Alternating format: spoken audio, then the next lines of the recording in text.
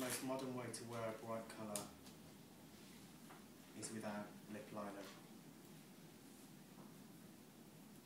Because I think, especially with this sort of fuchsia tone, I think sometimes a lip pencil can make it look a little bit sort of just quite old and dated. What did you say? Dated. It does, it looks a bit old, it looks a bit kind of 80s, you know, too strict looking. Yeah, Too grown up, doesn't it? It looks too finished. Yeah.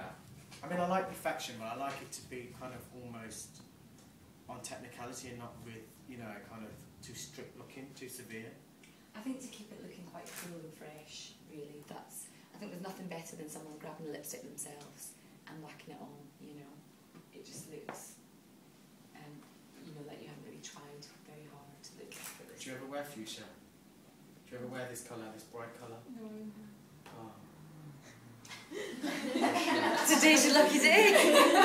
No, but you should, because it looks beautiful on you. Just open again. So really, it's a very simple case of layering for this eye. I've done a paint pot so far, chocolate dark matte pencil and coffee, and now I'm literally using one eyeshadow. And I think the less products you can get away with, the better.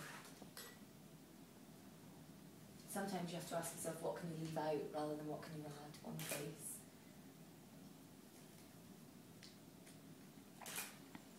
And I think as well, given a sort of trend point of view from where we are, gone are the times when it's about a highlight, a socket line, a liner, a lid colour, you know, 5 eyeshadows. It's not really about that. It can be very simply about making one statement with one colour on the eyes. A wash of colour, a smouldering sort of smoky line.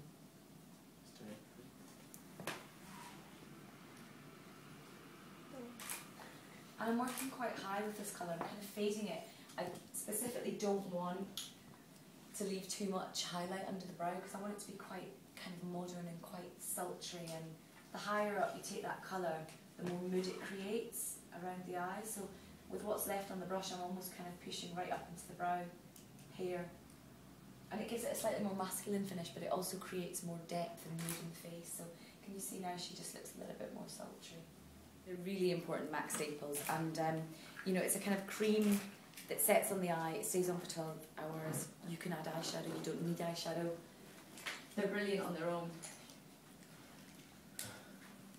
So this is like a kind of chocolate bronze, which is going to enhance what we've got going on here.